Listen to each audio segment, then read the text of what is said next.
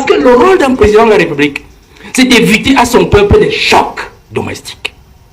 Notamment des chocs liés à la malgouvernance, à la corruption, à la malgestion, au crime économique. Lui-même, il a dit de sa bouche, 2008, des criminels économiques, des bandits au col blanc, des inertes. Ça, c'est le discours du 31 décembre 2005. Des inertes.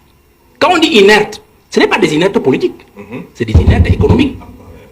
C'est des inertes dans la gouvernance. C'est des inertes managériaux, c'est-à-dire dans le management de la gestion du pays. C'est-à-dire que le président, dans la Constitution, dit il définit la politique de la nation. Il définit la politique de la nation. L'honorable a dit il définit la politique de la nation. Ça, c'est le premier rôle du président de la République. Donc, lui définit la politique de la nation. Et des individus qu'il a nommés décident de ne pas l'appliquer. Ils sont devenus inertes. Et lui, il a constaté le 31 décembre 2005. Et ils ne sont pas arrêtés à être des inertes. Ils sont même entrés dans le crime économique.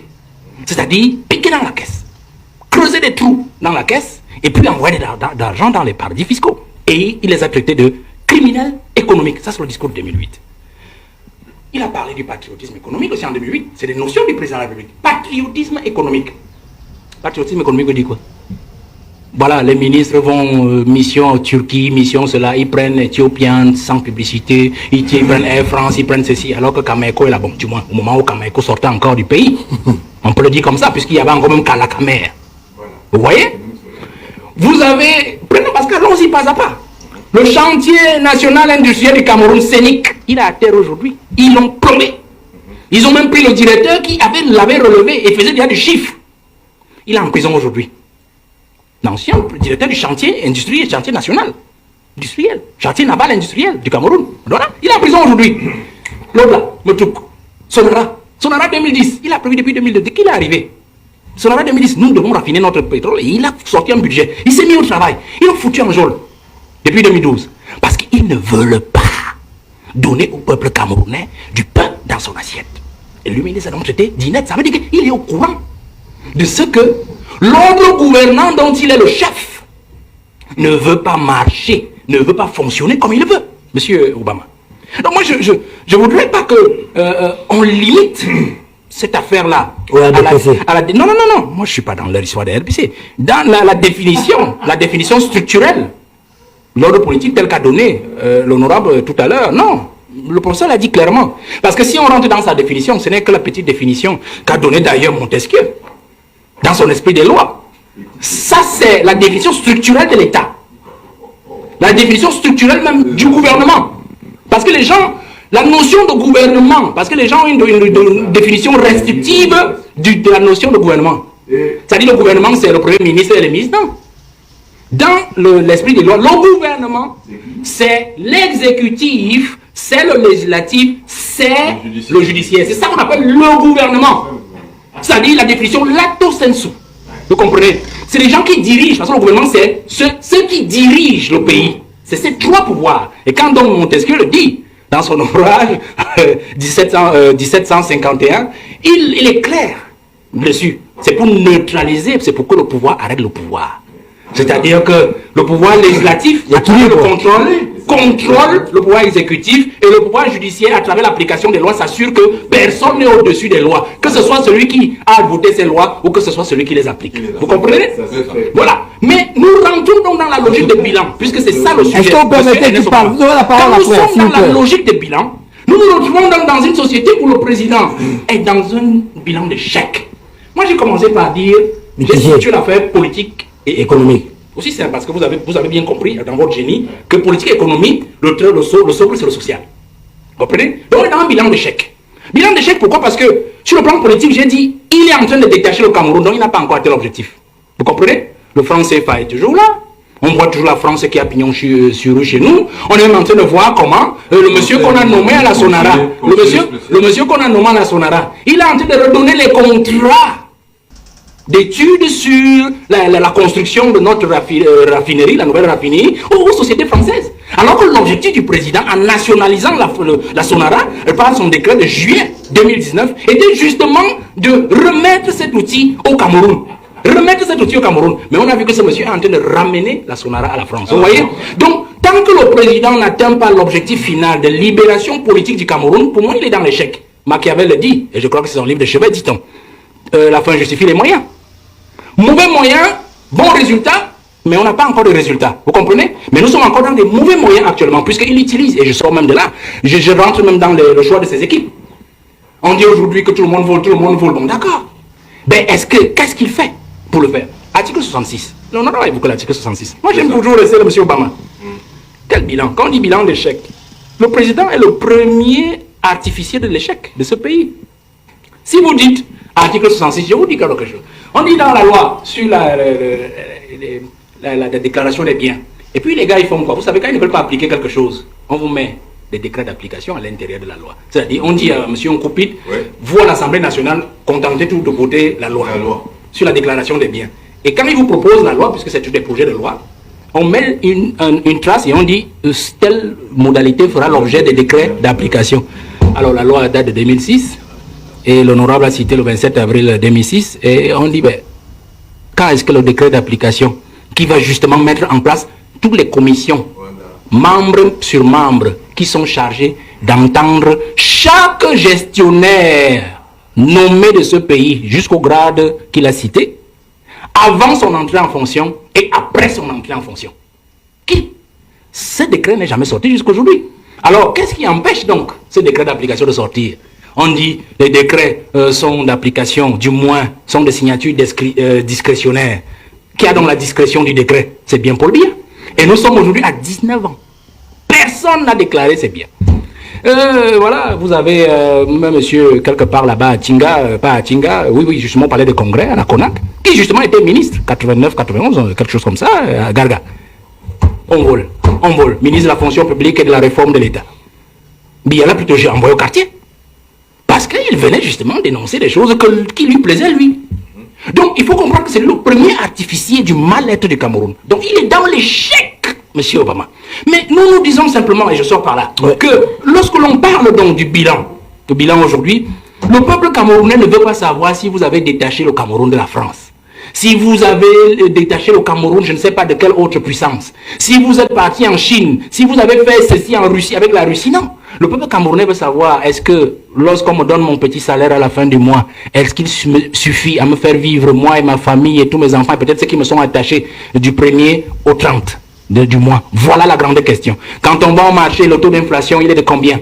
Et puis, il se pose aussi des questions. Est-ce que ceux qui me dirigent aujourd'hui, moi, petit individu du peuple camerounais, reflètent même la morale et la rigueur? Parce que rigueur et moralisation ne sont pas les diptyques, ne sont pas un diptyque du président Paul Biya. Rigueur et moralisation, l'honorable l'a dit tout à l'heure, congrès de 80, 10 juillet 80, c'est le président Aïdo, UNC. Rigueur et moralisation. Mais l'homme s'est arrangé sur le plan politique à diluer toute la rigueur, à diluer toute la moralisation et toute la morale, a rendu le pays, a mis le pays dans un marasme d'immoralité aujourd'hui, qu'on a comme l'impression que ce sont les imbéciles qui sont heureux dans ce pays. C'est-à-dire que vous avez des individus qui ne méritent en rien d'être là où ils sont, mais pourtant, leurs responsabilités sont renforcées au jour le jour. Ils passent de ministre à ministre d'État, plus on détourne, plus encore on est responsabilisé. Et vous voyez aujourd'hui, l'homme prenant de l'âge, on se retrouve dans une situation où on se dit, il n'arrive même plus à contrôler sa propre machine. Parce que le bilan est dans celui-là. Le bilan d'un homme en fait qui a fait plus de 40 années, nous sommes à la 43e année de pouvoir, mais qui n'a pas pu tenir sa machine. Et aujourd'hui, on comprend que la machine est de son parti, comme le dit l'honorable tout à l'heure, se croit déjà proche du pouvoir. C'est-à-dire que s'entend que celui qui l'a toujours favorisé, celui qui a toujours porté cette machine-là, s'en va déjà de l'autre côté pratiquement. Alors il est question pour elle de freiner des quatre fers, de reculer et de le laisser aller dans le gnouf de l'histoire et peut-être de chercher, comme on dit souvent, un autre dauphin pour le remplacer et continuer à faire comme d'habitude. L'héritage est donc... Bien sûr, l'héritage est donc négatif. L'héritage est négatif parce que le premier mauvais héritage qu'il nous laisse, c'est l'héritage de l'ingratitude et de l'égoïsme. C'est-à-dire le président de la République a été toujours un homme ingrat et égoïste avec tout ce qu'il a gouverné, avec tout ce qu'il a nommé. Je cite simplement, nous avons eu un fameux débat sur Ernest Ouandié, par exemple, et où on a vu qu'il n'a jamais accepté que ces gens qui ont combattu dans l'histoire du Cameroun pour la libération politique du Cameroun, parce qu'il ne s'agissait pas d'une autre libération, d'un autre type de libération, que ces gens rentrent définitivement dans l'histoire comme des héros. Parce que la loi d'habilitation qu'il, lui, le signe, il promulgue en 1991, n'est qu'une loi d'habilitation, c'est-à-dire qu'il fait partie, ces gens-là, d'étapes de maquisards à des citoyens normaux. Mais pourtant, c'était des héros qui devaient être consacrés et reconnus par la nation. Et on va citer comme ça, parce que quand je dis ingratitude, même envers son propre père Ahidjo. Parce que quand vous regardez un monsieur que Ahidjo a adopté Paul Biya depuis 62, l'a confié à Iteki Mboumoua, l'a récupéré en 68, secrétaire général, après, bien avant ça, c'était directeur de son cabinet. Et puis en 75, premier ministre, et il lui donne le pouvoir en 82. Vous ne pouvez pas condamner, quel que soit ce qui a pu arriver, votre parent par 2 fois par contumace. Après le premier coup d'État manqué, la tentative de coup d'État d'août 1983, condamné par contumace à Ahidjo. Et puis après le coup d'État manqué de 1984, le 6 avril, condamné encore par contumace. Alors là, on voit, il l'a mis encore dans un même décret de promulgation de la loi d'habilitation. Il a mis Ahidjo, il a mis Wandi et tous les autres. Vous voyez?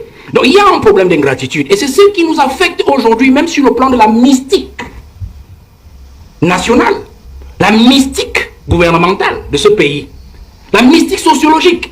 Parce que lorsque vous enfreignez les règles morales, il a parlé tout à l'heure du respect des aînés, nous ne pouvons avoir qu'un pays obscur devant nous, un avenir obscur, parce que le père de la nation, Ahidjo, n'a jamais été restauré dans ses droits, n'a jamais été restauré dans son honneur et sa dignité. Comment voulez-vous que nous évoluions avec ça?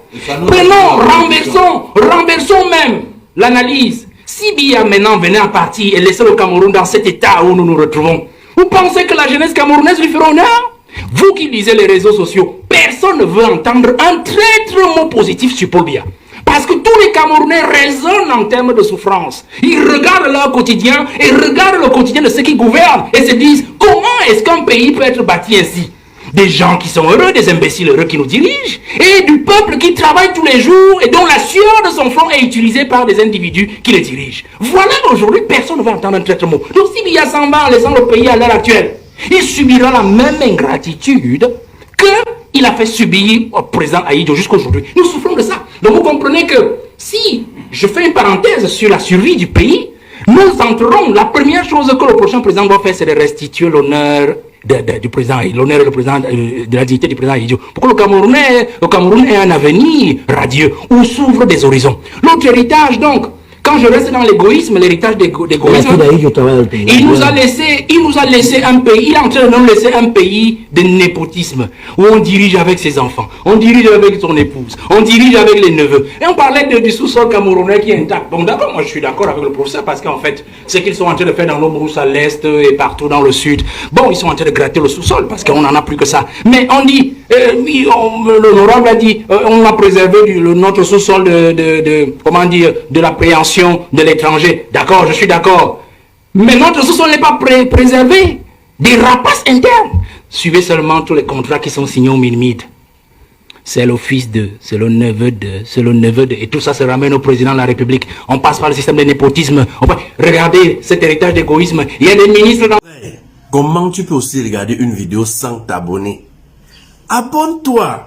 Surtout clique sur la cloche de notification. Ça, c'est la page de Buzz. Si tu veux être au courant des buzz et toutes les actualités au 237, abonne-toi et clique sur la cloche de notification.